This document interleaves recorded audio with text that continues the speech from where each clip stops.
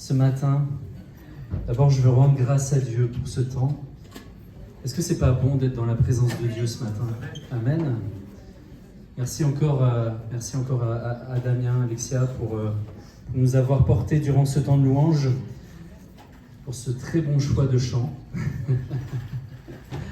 Et on se réjouit en tout cas d'être avec vous. Alors je laisse un peu le temps du mouvement, que tout le monde puisse après retrouver sa place.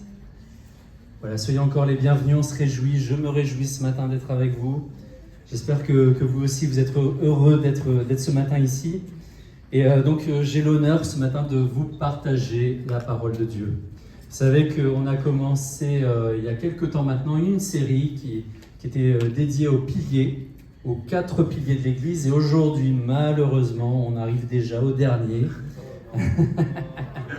C'est bien triste. En plus, vous avez loupé plein. Mais ne vous en faites pas. Pour ceux qui ont loupé les 3 premiers piliers, vous pouvez retrouver sur notre chaîne YouTube la diffusion des 3 premiers. Et puis surtout, si vous êtes inscrit à la newsletter, et si ce n'est pas le cas, je vous invite à vous rapprocher de nous. Vous recevez toutes ces informations semaine après semaine. Donc c'est toujours bon aussi de pouvoir se replonger. Et donc il y a 15 jours, Déborah nous partageait un message sur la communion fraternelle. Et je crois que ça a parlé à plus d'un parmi nous. Je l'ai senti. Il s'agissait donc de ce 3e message et on avait vraiment à cœur, tout particulièrement en ce début d'année, parce que oui, on est déjà fin février, mais on est encore dans la première partie de l'année, d'établir des fondations solides pour l'Église. Des fondations solides pour l'Église que nous sommes. Et pendant cette série, Déborah nous avait parlé de la Sainte Seine. De mon côté, je vous avais parlé de la prière. Et c'est vrai qu'il est important d'avoir ces 4 piliers. Dimanche dernier à Nice, Déborah nous parlait de la stabilité. Comme je vous disais la dernière fois, une chaise à 3 pieds, complicado. Complicado de bien s'asseoir, et il nous faut vraiment tenir ces 4 piliers. Alors c'est sûr qu'on ne peut pas aller en profondeur dans tous ces sujets, et ce sera peut-être une opportunité par la suite de couvrir, parce que autant vous dire que par les 40 minutes de la prière, c'est quand même un petit peu compliqué, tout comme le reste. C'est une vie en fait. C'est une vie pour comprendre tout ce que c'est. Alors je vous invite vraiment qu'on reprenne ce verset qui a été le verset fondateur de toutes ces prédications, Acte 2, 42. Il persévérait dans l'enseignement des apôtres, dans la communion fraternelle, dans la fraction du pain et dans les prières. Amen. Et aujourd'hui, on prend des risques parce qu'on risque de tomber dans une boucle infinie, puisque je vais vous enseigner sur l'enseignement. C'est quand même pas facile d'enseigner sur l'enseignement. Et je me suis bien tiré les cheveux, mais je pense que, voilà, avec tous les efforts que j'ai mis, j'espère que ça va vous parler ce matin. Le mot grec, l'enseignement, c'est la didaké. Je ne sais pas si vous avez déjà entendu ce mot quelque part, mais c'est la didaké, et c'est aussi, donc c'est à la fois ce qui est enseigné de manière générale, mais aussi ce qui est enseigné dans une assemblée d'église. On parle, quand on prêche, on essaye de vous enseigner des choses. Et je reprends un passage de la parole que Déborah nous avait justement partagé la semaine dernière, qui est dans l'évangile de Luc, chapitre 6, versets 46-49. Il est écrit « Pourquoi m'appelez-vous Seigneur, Seigneur, et ne faites-vous pas ce que je dis ? Je vous montrerai à qui est semblable tout homme qui vient à moi, entend mes paroles et les met en pratique. Il est semblable à un homme qui, bâtissant une maison, a creusé profondément, et a posé le fondement sur le roc. Une inondation est venue et le torrent s'est jeté contre cette maison sans pouvoir l'ébranler parce qu'elle était bien bâtie.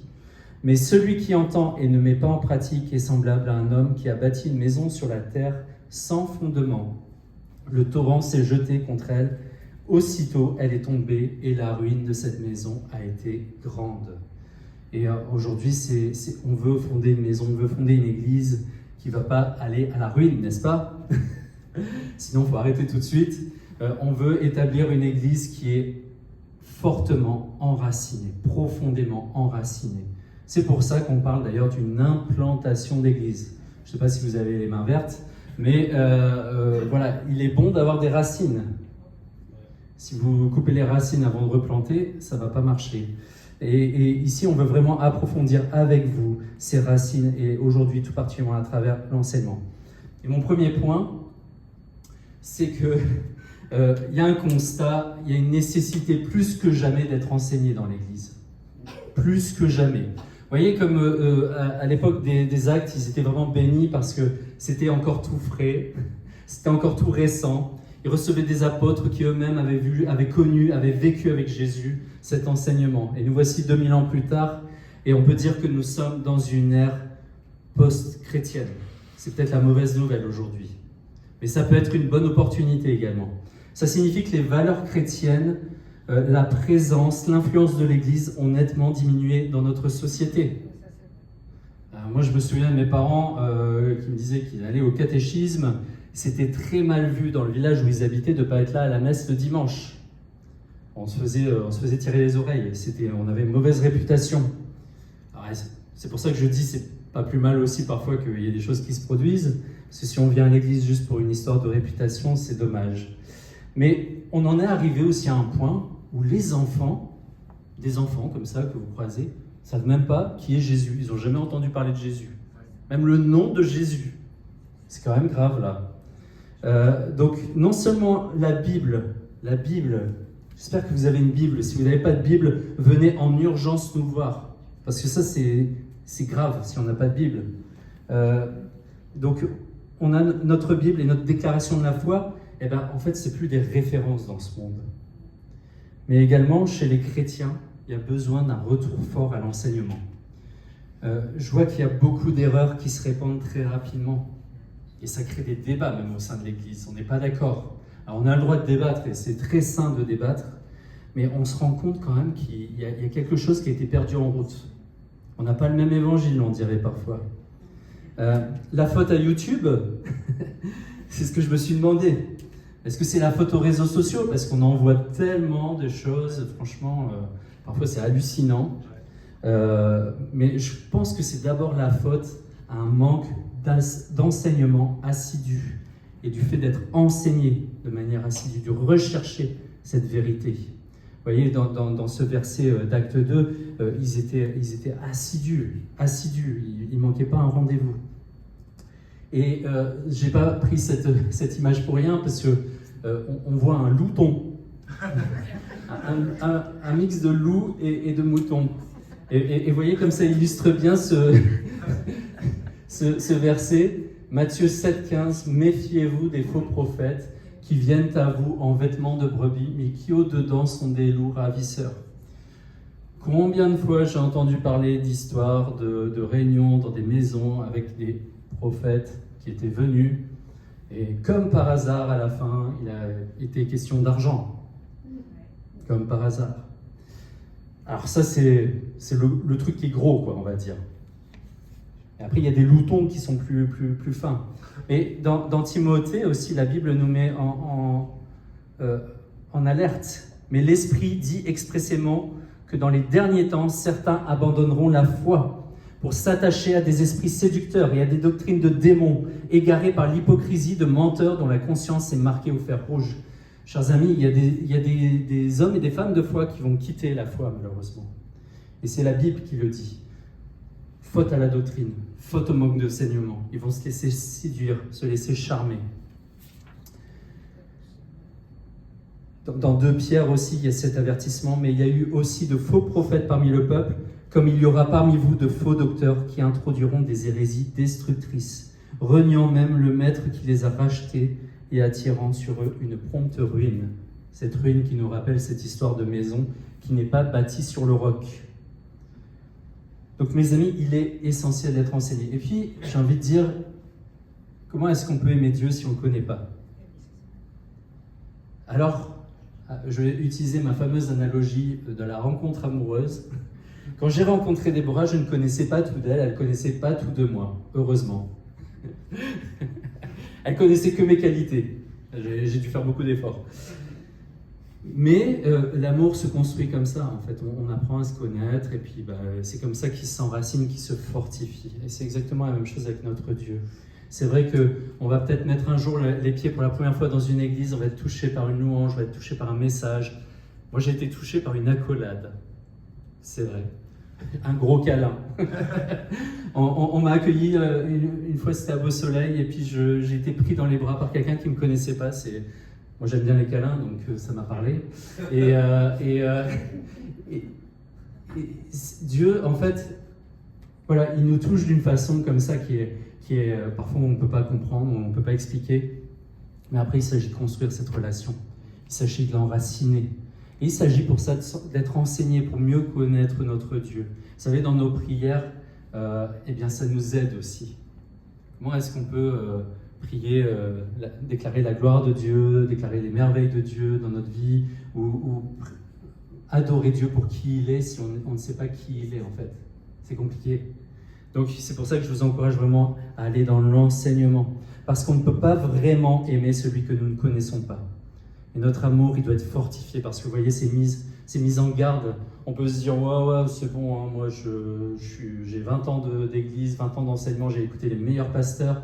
On ne sait jamais, il suffit d'un petit coup de faiblesse et on peut vite être emporté si on n'est pas puissamment fondé dans l'enseignement qui vient de la parole de Dieu. Donc ça, c'est première mise en garde, les fausses doctrines. Enfin, il n'y en a qu'une de mise en garde. Ensuite, le deuxième point, on aime bien The Chosen ici, hein, vous avez remarqué. C'est le rabbi, notre maître. Et donc, le rôle de la vérité, il est essentiel pour notre croissance.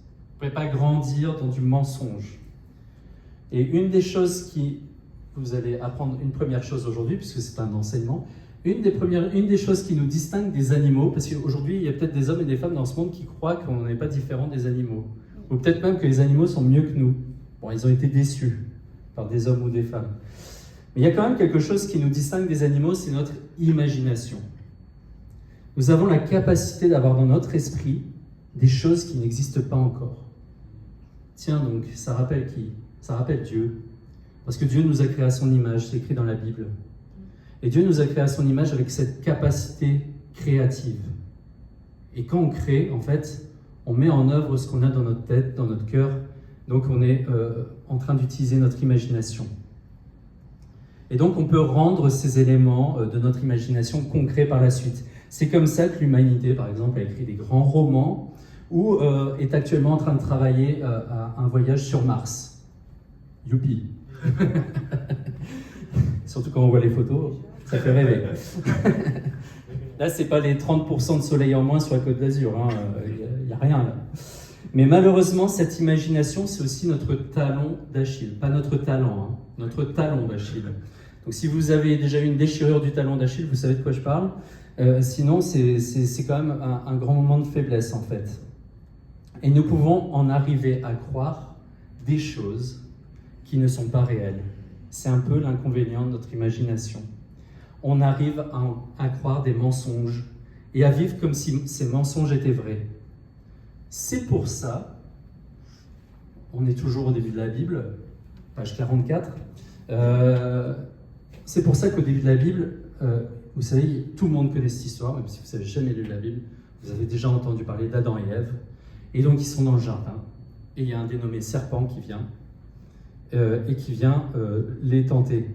Il n'est pas venu avec une arme en leur mettant sur la tête en disant maintenant vous allez manger ce fruit, il est venu avec une idée. Il est venu avec un mensonge, et donc une idée. Et donc, ça s'est immiscé en eux. Et à cause de ce talon d'Achille, eh bien, ils ont péché contre Dieu. Et alors, c'est pour ça que les meilleurs enseignements ils viennent alors comme reconnecter, recabler notre esprit. C'est comme si, en fait, je ne sais pas si vous vous souvenez, avant le téléphone, en fait, il y avait quelqu'un qui branchait des fils, là, comme ça. Il y a quelqu'un qui est venu un peu, Satan est venu brancher, mais pas dans le bon sens, dans notre tête. Et donc, on vit selon des mensonges qui ne sont pas vrais dans la parole de Dieu. Et il est important, donc, d'être reconnecté, d'être recablé après des années de mensonges. Parce que, désolé de le dire, mais il arrive qu'il y ait des chrétiens, des chrétiennes, qui, des années après leur conversion, soient toujours dans un certain nombre de mensonges. Ils n'ont toujours pas compris certaines réalités du royaume.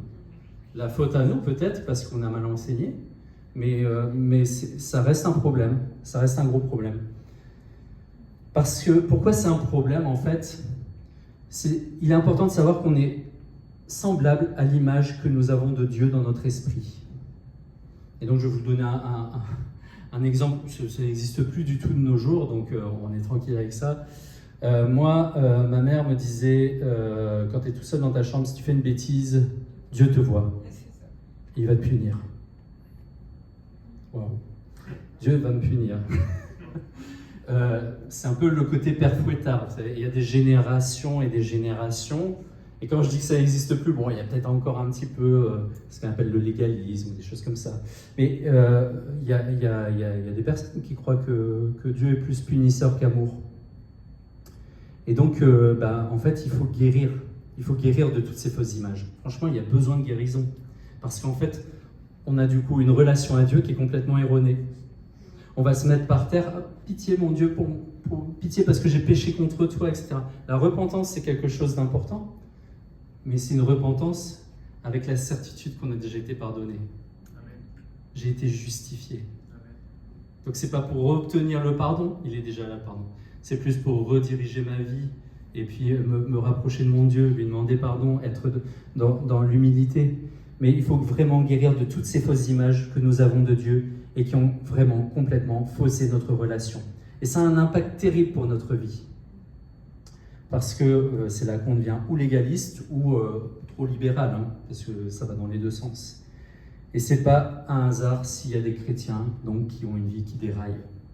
Parfois on est étonné, oh, je comprends pas, cette personne, elle était... Mais c'est faute à l'enseignement. Il y a besoin de guérison et de restauration même pour toute l'Église. Et il y a une vérité aussi qui est importante, c'est que nous sommes disciples. C'est pour ça aussi que je parle de rabbi, de maître. On est tous disciples, que vous le vouliez ou non. Si vous n'êtes pas disciple de Jésus, vous êtes disciple de quelqu'un d'autre, ou de quelque chose d'autre. Vous êtes peut-être des disciples de Netflix, vous êtes peut-être des disciples de tout un tas de choses. Il y a peut-être quelque chose qui prend la place de Dieu dans votre vie. Et vous êtes les disciples. Disciples, ça veut dire suivre. Et donc Jésus, c'est le seul maître qu'on doit suivre, bien entendu. Mais la question qu'on doit se poser, est-ce qu'on suit vraiment ce maître-là? Est-ce qu'on le suit vraiment? Jésus était donc un rabbi. Un rabbi. Les rabbis, alors on va faire un petit peu d'histoire et vous allez voir que c'est quand même intéressant de se renseigner un petit peu dans la vie parce qu'on va voir comme la Bible dit encore des vérités. Jésus est un rabbi et j'ai fait quelques recherches sur ce qu'étaient les rabbis à l'époque de Jésus. Les rabbis étaient des maîtres spirituels d'Israël. Non seulement ils étaient des enseignants experts de la Torah, mais ils étaient aussi des exemples de la vie avec Dieu. Et ils avaient vraiment une force d'attraction qui était magnétique. C'est pour ça qu'il y avait des disciples, parce que quand ils parlaient, en fait, les gens voyaient bien qu'ils vivaient vraiment ce qu'ils disaient, et ils étaient vraiment attirés, et ils les suivaient. Chaque rabbi avait un certain ensemble d'enseignements, et sa manière de lire les Écritures. D'ailleurs, si vous connaissez un peu le monde juif, eh bien, il arrive qu'il y ait des commentaires selon tel ou tel rabbi. Un peu comme on peut avoir aussi des commentaires de pasteurs. Et il avait aussi sa vision de comment s'épanouir en tant qu'être humain dans le monde. Les rabbis, ça c'est super intéressant, ils venaient d'horizons variés. Ils pouvaient être agriculteurs, forgerons, voire charpentiers. Tiens donc, c'est bizarre. La plupart, ils n'avaient pas fait l'ENA ou quoi que ce soit. Bon. La plupart se formaient sous la direction d'un autre rabbi pendant de nombreuses années, puis, écoutez bien, commençaient à enseigner et à rassembler leurs propres disciples vers l'âge de 30 ans. Vraiment, il commence à y avoir des grosses coïncidences là. Bon, si vous n'avez pas compris laquelle, on parlera après. Mais il n'existait pas de diplôme officiel comme dans notre système éducatif moderne. L'autorité fonctionnait autrement. C'était leur vie. C'est vraiment leur vie, leur enseignement qui leur servait de diplôme. Et on va en parler par la suite, mais si tu ne vis pas ce que tu enseignes, c'est creux, n'est-ce pas? Les rabbis, on continue, hein, parce que là, c'est assez incroyable. Les rabbis étaient itinérants. C'est bizarre, il y a un truc qui me dit que le Fils de l'homme n'a nul lieu où poser sa tête. Et la plupart n'étaient pas rémunérés. Certains travaillaient leurs terres ou tenaient des commerces durant une partie de l'année, puis voyageaient pendant l'intersaison. Ils allaient de ville en ville, enseigner dans les synagogues qui voulaient bien les accueillir. Comptant sur l'hospitalité des personnes de paix, ils parlaient souvent, attention, en paraboles. C'est dingue. Non mais, je vous dis, c'est extraordinaire. D'ordinaire, ils voyageaient avec un petit groupe de disciples, enseignant non pas dans une salle de classe, mais en plein air. Alors, c'est pas une photo de l'époque, bien sûr, mais il semble bien que ça se passe en plein air. En plein air, sur la route, non pas à partir d'un manuel ou d'un programme, mais à partir de la Torah et de l'école de la vie. Encore et encore, dans les 4 évangiles, Jésus est appelé rabbi. Mais il n'était pas un rabbi ordinaire, c'est ça toute la différence. Partout où il allait, et ça c'est la Bible qui nous dit, la Bible nous dit que les foules étaient stupéfaites, remplies d'émerveillement. Luc, un biographe exceptionnel, a écrit « Tous lui rendaient témoignage et étaient émerveillés des paroles de grâce qui sortaient de sa bouche. » Et Marc a écrit « Les gens étaient frappés par son enseignement car il enseignait avec autorité et non pas comme les scribes. » Les gens réagissaient par des remarques comme « D'où lui vient cette sagesse ?» et aussi « Jamais personne n'a parlé comme cet homme. » Donc Jésus était effectivement ce rabbi, ce maître, et il est toujours aujourd'hui notre maître, bien entendu. Tellement important. Et alors vous allez me dire, bah oui, c'était facile à cette époque-là, il pouvait s'asseoir et écouter Jésus, et aujourd'hui c'est un peu plus difficile. Et en fait, je voudrais insister tout particulièrement, et c'est le 3e point, comment est-ce qu'on peut entendre la voix de notre maître aujourd'hui? Et c'est important, vous voyez, dans ce verset, Jésus lui répondit, si quelqu'un m'aime, il gardera ma parole. Et mon Père l'aimera. Nous viendrons vers lui et nous établirons domicile chez lui. Si vous voulez que Jésus demeure chez vous, il faut se mettre à l'écoute de son enseignement. Alors le premier point, je vais enfoncer des portes ouvertes, comme on dit, mais je pense que c'est toujours aussi bon de se rappeler. Et puis sur certaines choses, je vais aller en détail, bien entendu. Alors bien entendu, pour écouter la voix du Maître, il faut lire la parole de Dieu. Qui croit qu'on doit lire la Bible tous les jours? 3 personnes. Un peu mieux la prochaine fois. Il y avait des mains timides, ok, 5. Maintenant, la question que je vais vous poser, vous n'êtes pas obligé de répondre, mais la question que je veux nous poser, c'est pourquoi est-ce qu'on doit lire la Bible tous les jours? Est-ce que je dois lire la Bible parce que je vais être un bon chrétien? Est-ce que je suis responsable dans l'église, alors... Et oui, Damien, tu dois lire la Bible tous les jours, responsable de louange. Ou alors parce que j'ai besoin de ma dose quotidienne de paix, je vais lire la Bible. Je veux me sentir bien dans ma peau, alors ça me fait du bien. Ou alors parce que je vais être du bon côté, quoi. Je vais être du côté de Dieu, donc je vais lire ma Bible tous les jours. Écoutez bien, le seul, et c'est ce que dit ce verset, le seul, l'unique, la seule et unique raison pour laquelle nous lisons la Bible tous les jours, c'est pour avoir cette intimité avec Dieu. C'est pour avoir cette intimité avec Dieu. Et dès lors que vous le comprenez, vous allez pouvoir lire le Lévitique avec joie. On dirait que ça parle. Mais c'est vrai, parfois on arrive sur des généalogies aussi, ça prend 15 pages dans la Bible, on se dit, oh là là, mais Seigneur, qu'est-ce que tu peux me dire à travers ça? Si un jour Déborah peut nous enseigner sur les généalogies, avec plaisir. Mais c'est cette intimité, si c'est dans la Bible, c'est peut-être bien que Dieu veut nous dire quelque chose. Et c'est le pourquoi du Lévitique, c'est le pourquoi de la lecture de la Bible. Et donc, être un bon chrétien, c'est pas le but, quoi. Le but, c'est de connaître Dieu et de demeurer avec lui. Et donc d'avoir Jésus, le Père, qui s'établisse chez nous. Vous imaginez? Vous vous souvenez de cette histoire dans l'Évangile où Pierre dit « Veux-tu que nous établissions 3 tentes ?» Imaginez d'établir les tentes pour Dieu, pour Jésus, c'est extraordinaire, on courrait pour le faire. Et alors, on est... une autre info que je vous donne aujourd'hui, c'est beaucoup d'infos. Aujourd'hui, nous sommes à la 8e semaine, nous terminons la 8e semaine depuis le début de l'année. Un mot peut-être que vous avez oublié depuis ces 8 semaines, c'est résolution. Mince, l'abonnement à la salle de sport. Et je voudrais savoir où en est notre résolution, si on l'a prise, de lecture quotidienne de la Bible depuis ces 8 semaines. Et je sais, je regarde personne, je sais qu'il y en a qui lisent tous les jours parce que je les suis sur l'application de la Bible, donc je les surveille, je note. Mais est-ce que on a réussi ou pas à tenir cela? Et pour ça, je vais vous encourager. Je ne sais pas si vous connaissez un certain George Muller. En fait, c'était un prédicateur connu pour sa foi très profonde et notamment son engagement envers les orphelins. Il s'est converti au christianisme à l'âge de 20 ans et il a consacré sa vie à démontrer la puissance de la prière et de la lecture de la Bible.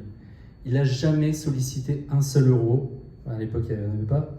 Mais il n'a pas sollicité de fonds. Il a fondé et dirigé des orphelinats à Bristol, en Angleterre, en prenant soin de plus de 10 000 orphelins au cours de sa vie.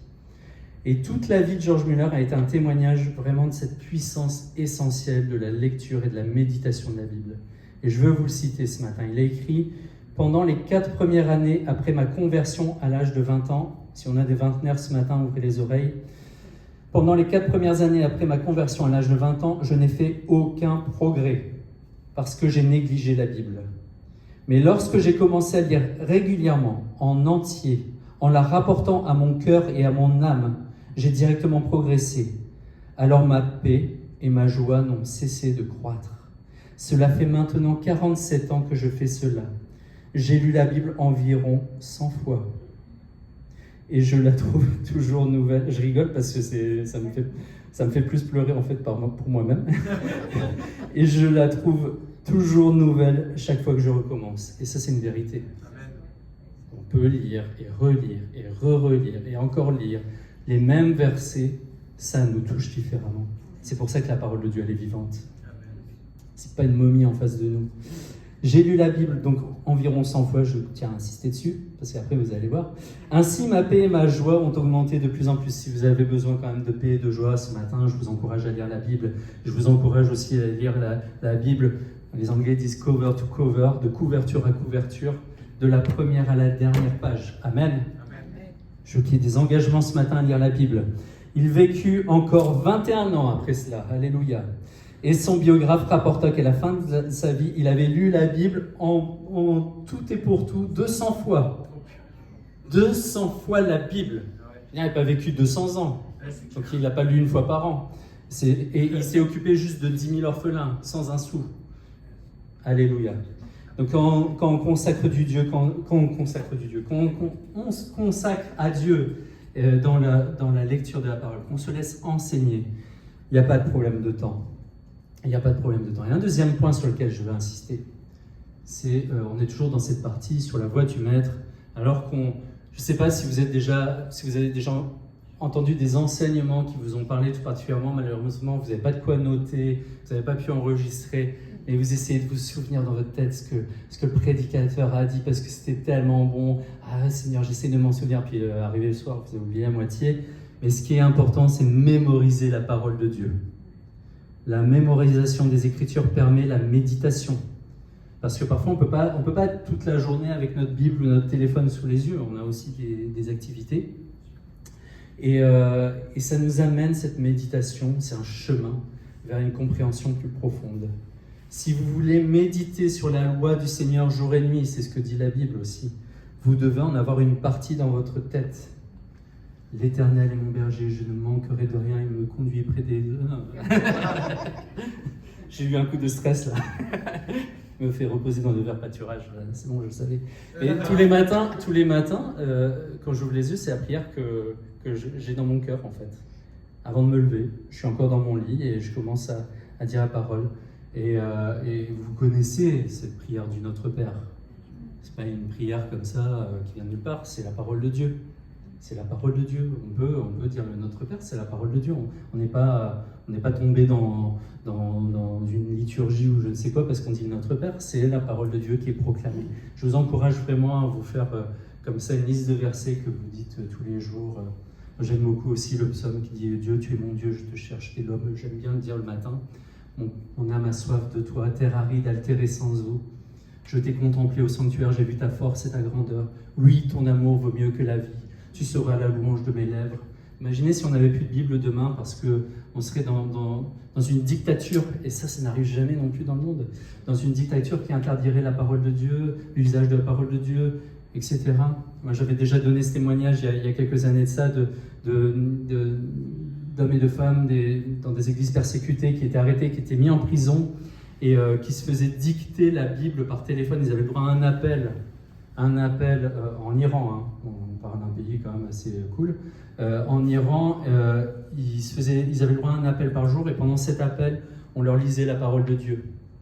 Et ils copiaient sur des bouts de papier toilette et tout ce que vous voulez. Et ils avaient reconstitué comme ça une Bible complète. Je sais pas, comme ça ils avaient l'air de bons chrétiens. Non, en fait, c'est parce qu'ils avaient une soif. Ils voulaient avoir la parole de Dieu. Mais mémoriser la parole de Dieu, mémoriser des versets, parce que c'est aussi comme ça que l'Esprit nous parle. Je ne sais pas si ça vous est déjà arrivé. Moi, ça m'est arrivé. Préparer une prédication, et puis on est là sous la douche. D'un coup, j'ai un verset qui me vient. Le verset, il vient d'où? Il n'est pas écrit sur la buvette du miroir pendant que... Ça ferait presque peur. Dieu me connaît, j'aurais peur. Donc, c'est parce que je connais la parole de Dieu. Ce verset me revient sur mon cœur et je vous assure que ça m'est arrivé d'avoir le plan complet d'une prédication et de tous les versets. J'aimerais que ça se reproduise plus souvent, mais une fois, alors que j'étais en train de prendre ma douche, Dieu nous parle en toutes circonstances. Mais si je ne connais pas la parole, c'est plus compliqué. Parce qu'il ne va pas non plus me donner le numéro de la page de la Bible. Parce que ça dépend quelle est la version de la Bible, bien sûr, vous l'avez compris. Donc, la mémoriser. On est juste au tout premier point de 8 sur la mémorisation. On a jusqu'à midi, hein, ça va, j'ai accéléré. Mémoriser les Écritures renforce ma foi, car la foi vient de ce que l'on entend, et ça se produit quand j'entends la parole de Dieu dans ma tête et dans mon cœur. La mémorisation des Écritures façonne ma façon de voir le monde en conformant mon esprit au point de vue de Dieu sur toute chose. On devient tellement imprégné que notre regard change, tellement imprégné de la parole de Dieu. La mémorisation des Écritures rend aussi la parole de Dieu plus facilement accessible pour vaincre, ça ne nous arrive jamais, la tentation du péché. Car les avertissements et les promesses de Dieu sont le moyen de vaincre les mensonges trompeurs du diable. Et ça, je reprends dans la parole aussi, dans l'Évangile, où vous savez, Jésus passe 40 jours dans le désert sans boire ni manger. Satan vient le tenter et lui dit qu'il y a des choses qui sont écrites dans l'Écriture, mais c'est une mauvaise interprétation. Et Jésus répond tout le temps en disant « Il est écrit ». Mais si tu ne connais pas la parole de Dieu par cœur, il n'a pas ouvert la Bible, il n'en avait pas. La mémorisation des Écritures protège mon esprit et me permet de détecter plus facilement les erreurs, et le monde est rempli d'erreurs. On l'a vu avant, il y a des loups, des loutons. Parce que le Dieu de ce monde est un menteur, et la parole est la vérité. Si j'entends parler de loutons à Nice, je sais que vous m'aurez copié.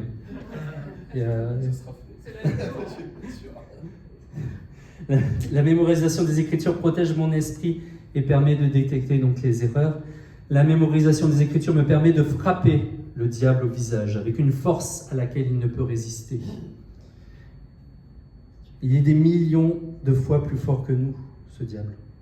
Il nous hait. Il hait nos familles. Il a une haine contre notre mariage.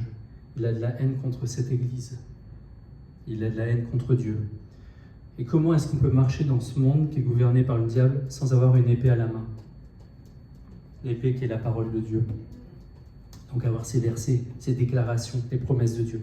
La mémorisation des Écritures fournit les mots plus forts, plus puissants et plus doux pour exercer un ministère auprès des autres dans le besoin. On n'a pas toujours le temps non plus de sortir son téléphone et de dire « Attends, je vais te trouver une parole, machin. » Il faut connaître la parole. Et enfin, la mémorisation, on est déjà au 8e parce que j'ai accéléré, alléluia, fournit le modèle pour la communion avec Jésus parce qu'il me parle ici et nulle part ailleurs. Il me parle vraiment. Dieu me parle et Jésus me parle vraiment. Et je lui réponds dans la prière. C'est pour ça que j'ai pris l'habitude depuis ce début d'année de ne pas commencer ma journée en priant Dieu, mais d'ouvrir la parole. Parce que je veux d'abord écouter ce qu'il va me dire. Et après, je le prie en réponse à ce qu'il m'a dit. Voilà comment avec la Bible, la parole de Dieu, on se laisse toucher, enseigner, transformer. Notre vie n'est plus la même. Amen. Elle ne doit pas l'être. Elle ne doit plus être la même qu'il y a 5 ans, qu'il y a 10 ans, mais il y a 1 an, on doit avoir changé. et parce que la parole de Dieu porte du fruit. Donc, on lit la parole, on la mémorise, on étudie la Bible, on écoute des prédications, et là, comme on est bien affûté avec la parole de Dieu et qu'on est en relation avec le Saint-Esprit, on sent quand une prédication qu'on a trouvée sur Internet ou qu'un ami nous a envoyée n'est peut-être pas exactement conforme à la parole de Dieu. Et du coup, on évite de la partager. S'il vous plaît, partagez des choses que vous avez écoutées du début jusqu'à la fin. On peut écouter des podcasts, on peut lire des livres, ça élargit notre point de vue, ça nous enrichit, ça renforce notre connaissance. Je vous encourage à lire des livres, je vous en parlerai tout à l'heure, mais j'ai un très bon livre ici, je pourrais vous le recommander, vous n'avez pas eu le temps de voir, mais c'est pas grave. Et enfin, méditer. Méditer, c'est vraiment ruminer la parole de Dieu.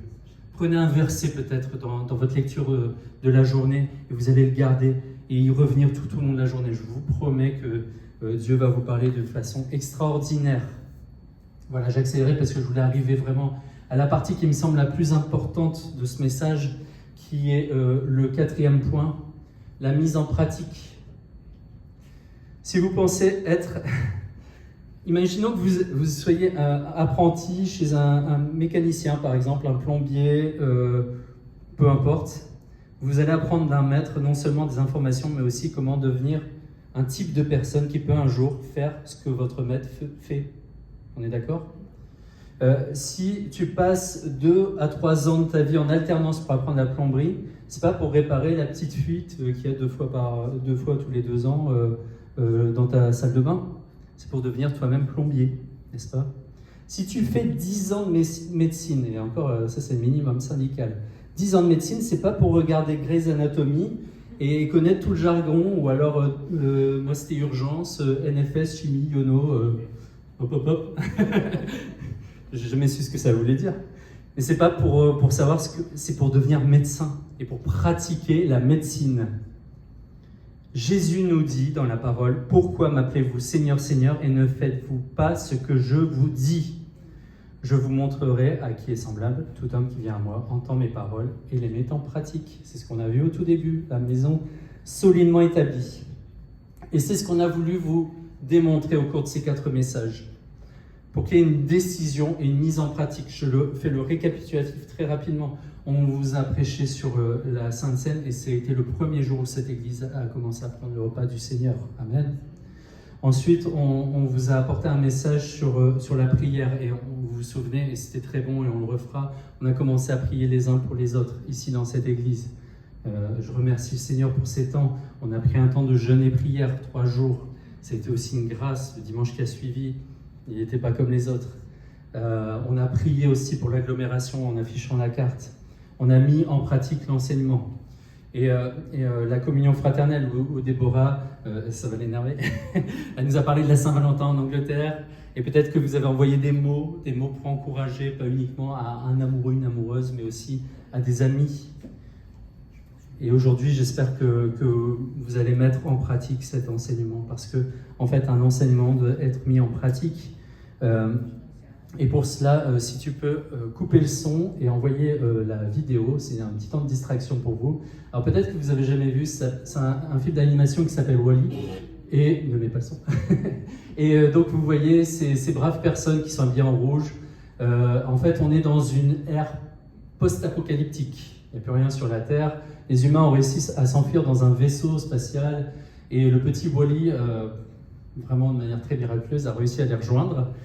Et alors que lui était sur la Terre. Et il s'avère que ces hommes et ces femmes vont découvrir, parce qu'ils l'avaient oublié, qu'ils pouvaient marcher. Incroyable. Donc ils sont là sur leur petit siège bien dodu. Et vous voyez, ils ont juste à tendre la main pour attraper un petit shaker. Et puis voilà, ils se déplacent tous comme ça. Et moi, j'ai vraiment fait le parallèle avec ceux qui consomment la parole de Dieu uniquement et qui ne la mettent pas en pratique. C'est ce qu'on appelle l'obésité spirituelle.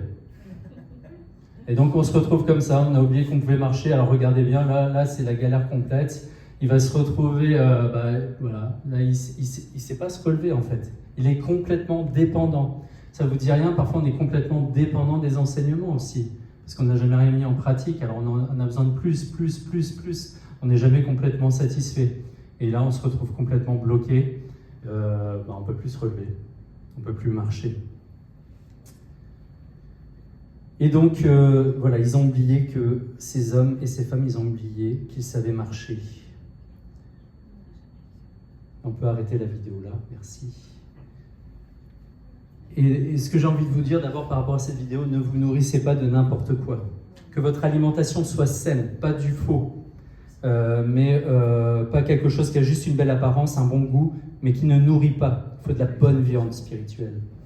Et c'est le premier élément dont je me nourris, c'est le Saint-Esprit qui va nous guider et nous faire discerner ce qui est bon ou pas bon. Et ensuite, et ça, pour toutes les personnes qui cherchent à perdre du poids et qui parlent avec nous, on va leur dire faites attention à ce que vous mangez et après, très important, mettez-vous en mouvement. Et c'est aussi ce que représente cette image, le mouvement. Après 2000 ans de chrétienté, on a peut-être oublié qu'on pouvait marcher aussi. Et on est assis dans ces sièges-là qui nous transportent. On a ces écrans, hop là, prédication de Joseph Prince, après je vais prendre Joyce Meyer, ouais c'est super et tout, puis on avance. Il y a un moment dans le passage, il désactive l'écran d'une des filles et elle découvre qu'il y avait quelque chose derrière l'écran. Ouais, il y avait un monde extraordinaire. Eh bien, on a oublié, nous, qu'on avait reçu l'autorité de Christ et qu'on peut prier des prières dangereuses et audacieuses. Et une des prières audacieuses dont on parlait récemment, c'était toi qui nous en parlais, c'était Samuel qui allait voir le prophète Élie. C'était pas toi, c'était quelqu'un d'autre. et en fait, Élie lui disait c'était Damien, c'était le même jour qui nous parlait d'Élie et de Samuel. Et Samuel entendait la voix de Dieu, mais ne savait pas que c'était Dieu qui lui parlait. Et alors il allait voir toujours son maître. Et il disait, mais non, je ne t'appelle pas, parce qu'il croyait que c'était son maître qui l'appelait. Au bout d'un moment, son maître a compris, il lui a dit, mais c'est le Seigneur qui t'appelle. Et il lui a dit, dis, parle, ton serviteur écoute. Et sachez que ça, c'est une prière dangereuse pour votre vie. C'est ce que nous disait Damien, parce que c'est vrai que dès lors qu'on entend notre Dieu nous parler, et qu'on ne se met pas en action, c'est quand même très grave. L'Éternel, et ça c'est dans Exode, parce que les Israélites, ils étaient durs, hein, notamment dans le passage de l'Exode. L'Éternel dit à Moïse, pourquoi ces cris ? Ils étaient en train de crier, ça n'allait pas. Dis aux Israélites de se remettre en marche. Je crois que c'est vraiment un message pour nous aujourd'hui, il faut se remettre en marche. Et il disait à Moïse, et toi, lève ton bâton, tends ta main sur la mer et fends-la. Ainsi les Israélites pénétreront au milieu de la mer à pied sec. Il est temps de se remettre en marche. Dieu est avec nous et nous devons aller de l'autre côté pour accomplir pleinement le rêve que Dieu a pour chacun de nous. Parce que Dieu a des projets, c'est la Bible qui dit, des projets de paix et non de malheur. Mais Dieu a des projets. On pense souvent paix, malheur, mais il y avait des projets. Dieu a établi des projets depuis toujours pour nous. On ne peut pas juste vivre une petite vie sans saveur. Alors on n'est pas tous appelés à être leader de louange, pasteur, etc. Mais il n'y a pas que ça. On a tous une mission. On n'est pas sur cette terre par hasard parce que nous avons un Dieu qui n'est pas le Dieu du hasard. Donc si nous sommes ici, c'est qu'on a une mission à remplir. Dans Philippiens, l'apôtre Paul nous dit, frères et sœurs, je n'estime pas m'en être moi-même déjà emparé, mais je fais une chose, oubliant ce qui est derrière et me portant devant ce qui est devant, je cours vers le but pour remporter le prix de l'appel céleste en Jésus-Christ. Le but des enseignements que nous recevons, c'est d'opérer en nous une transformation. Une transformation. Et le préfixe trans, malheureusement on entend beaucoup parler, désigne le passage d'un état à un autre. Et le mot formation signifie vraiment changer de forme. Donc, et le mot transformation, et c'est hyper intéressant, on le retrouve 3 fois dans le Nouveau Testament. En grec, c'est métamorpho. Et on le voit à deux passages particuliers dans Matthieu et Marc. Il fut transfiguré devant eux, on parle de Jésus, son visage resplendit comme le soleil et ses vêtements devinrent blancs comme la lumière. Dans Marc, on lit 6 jours après, Jésus prit avec lui Pierre, Jacques et Jean. Il les conduisit seul à l'écart sur une autre montagne. Il fut transfiguré. C'est métamorpho, transfiguré, transformé. 2 Corinthiens 3, 18. Nous tous qui, le visage découvert, contemplons comme dans un miroir la gloire du Seigneur, nous sommes transformés en la même image de gloire en gloire, comme par le Seigneur, l'Esprit. Amen. Nous sommes transformés, nous sommes transfigurés. alors même que nous avançons de plus en plus dans cette connaissance de Dieu à travers l'enseignement que nous donne la parole et que nous le mettons en pratique, notre vie n'est plus la même et les gens le reconnaissent autour de nous. Un disciple de Jésus est radicalement transformé et se fait remarquer par sa différence. Et c'est aussi l'occasion, mes amis, pendant les jours qui viennent, de faire le point sur notre vie. Ça fait combien de temps que je marche avec le Seigneur? Combien d'années d'enseignement dans l'Église, sur les podcasts, YouTube? Combien d'années à lire la Bible? Et quel est notre niveau de transformation? Est-ce que je me reconnais comme étant disciple? Est-ce que j'ai en tête de faire des disciples?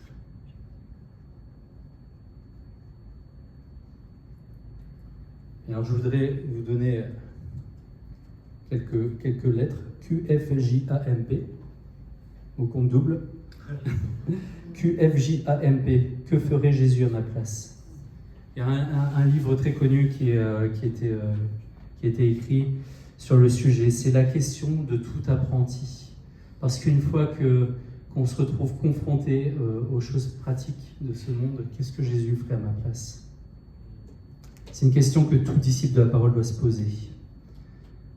Et je veux être tellement imprégné de la parole que naturellement je viens en imiter mon maître, à faire les mêmes choses que lui, en toutes circonstances, envers et contre tout. C'est pour ça que je trouve cette série très parlante, parce que ça nous donne aussi quelques représentations qui sont certainement très limitées, mais qui sont en même temps très enthousiasmantes de Jésus et ses disciples, et se dire, mais comment est-ce que Jésus ferait? Comment est-ce que Jésus ferait à ma place? Si tu veux revenir, si tu n'as pas les doigts en feu. Et donc, comme on disait ce matin, et je vais conclure là-dessus, comme on disait ce matin, en introduction, aujourd'hui c'est le jour que l'Éternel a fait, et c'est pas un jour anodin. C'est pas un jour anodin, c'est pas par hasard si vous êtes là ce matin, c'est peut-être que vous aviez besoin d'entendre quelque chose sur la parole de Dieu. Encore une fois, j'y vais de manière très, très rapide, faute de temps, et peut-être qu'on aura l'occasion d'approfondir, et je pense qu'on aura l'occasion d'approfondir certains aspects. Et déjà, est-ce qu'il y a le désir? Est-ce que j'ai le désir d'être enseigné par Dieu? Est-ce que j'ai le désir tous les matins d'être assis au pied du Maître et d'écouter ce qu'il m'enseigne? Est-ce que j'ai le désir, et ça j'insiste vraiment dessus, de le mettre en application? Il est temps que tu obéisses, que tu mettes en pratique son enseignement. Ce n'est plus le temps de dire « j'attends la prochaine conférence, le prochain message, j'attends d'être formé davantage avant d'implanter cette église ». Non, c'est le temps. C'est le temps de l'activation. Vraiment le temps de l'activation. Je voudrais terminer, je vous montrais ce livre tout à l'heure, « Vraiment vivre avant qu'il ne soit trop tard ». Enseigne-moi à bien compter mes jours, dit la parole. Parce que nos jours sont comptés tous les jours. Tous les jours, il y a des gens qui meurent. On y est tous, on en parlait tout à l'heure, on y est tous destinés. Et on ne sait pas en fait combien de temps on a. Donc le titre juste au-dessus, ça dit « Découvrir la volonté de Dieu pour votre vie ». Mais honnêtement, ça ne se passe pas un des 4 matins comme ça, en ouvrant vos volets. Ça se passe au pied du Maître, en lisant, en priant, en méditant sa parole. Je voudrais conclure justement, donc, comme je disais, sur le témoignage, parce que l'auteur de ce livre s'appelle Daniel Kolenda. Il est le successeur de Reinhard Bonnke, qui avait ce grand ministère, et ce ministère continu d'évangélisation en Afrique. Des millions et des millions et des millions de personnes, peut-être 80 millions, peut-être plus, qui ont donné leur vie à Jésus. Et un jour, il est venu en France, il est venu prêcher à l'église de Porte Ouverte à Mulhouse, et c'était en 2017. Et en 2017, notre situation à nous, elle était pas celle d'aujourd'hui. On avait on commençait depuis un petit temps à aller à l'église, mais il s'avérait que tous les dimanches, on était en péché. Tous les samedis soirs, nos enfants, il y en avait un des deux qui était malade. Et on n'arrivait pas à aller à l'église. On n'arrivait pas à aller à l'église. Et donc on se disait, quand on ira à l'église, quand il se passera ça. Et alors qu'on était dans cette situation où franchement on était dans l'immobilisme complet, on n'était pas en marche, eh bien je vois que donc il y a ce prédicateur qui vient à Mulhouse, et on n'a malheureusement pas l'occasion, il y a encore un empêchement de le regarder en direct, mais il y a un replay. Et donc un mercredi ou un jeudi soir, je dis à Déborah, ça te dit, je vais regarder. Ok, mais à cette époque-là, les enfants nous laissaient strictement jamais tranquilles le soir. Impossible de regarder quelque chose. Et alors qu'on se met ce replay, le pasteur commence à prêcher. Et alors, je sais pas, c'est un moment céleste. Il y en a pas beaucoup dans une vie, c'est sûr. Mais celui-là, on s'en souviendra toute notre vie. On est assis tous les deux dans notre canapé devant notre télé à l'écouter prêcher.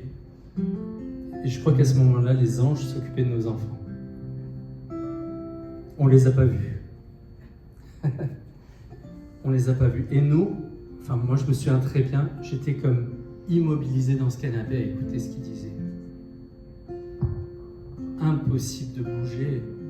Impossible. J'étais dans cette attraction magnétique. Parce que c'était le maître qui était en train de nous parler à travers lui. Je peux vous dire que quand les disciples étaient au pied de Jésus, ils ne se posaient pas 36 questions à ce moment-là. Ils étaient complètement attirés par sa parole. Et alors qu'il prêchait, on commençait à avoir une conviction qui grandissait en nous. On devait se mettre en route pour le Seigneur. Et on ne se parlait pas. Et on a vécu la même chose. À la fin de la prédication, à la fin de cette prédication, il conclut par un temps de prière pour les malades. Donc il y a un temps de prière pour les malades, et puis se termine la prédication, et puis on arrête, et je me souviens, j'étais en train de me brosser les dents, puis je vois Déborah qui arrive et qui jette quelque chose à la poubelle. Il faut savoir qu'à cette époque-là, Déborah, aussi une des problématiques qu'on avait, c'est que depuis qu'elle avait eu Marie, elle souffrait de migraines. Migraines tellement fortes qu'elle est restée plusieurs jours à souffrir de ces migraines. Et je lui dis, mais qu'est-ce que tu fais là? Elle dit, je jette mes médicaments. Je jette mes médicaments parce que j'ai reçu ma guérison.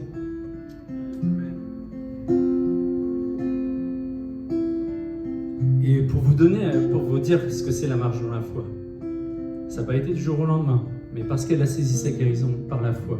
En quelques mois, il n'y avait plus rien du tout.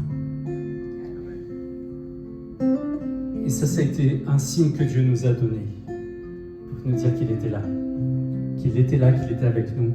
Et ce jour-là, nous avons pris décision. Nous nous sommes levés. Nous nous sommes mis en route. Nous avons mis en application l'enseignement qu'il donnait et qu'il donne à travers ce livre aussi. Parce que le temps, il est compté. Il faut entrer pleinement dans notre appel. Il nous a donné cet enseignement, on s'est mis debout, et dès lors, garanti 100%, nos enfants n'ont plus jamais été malades et nous empêchaient d'aller le dimanche à l'église. Amen.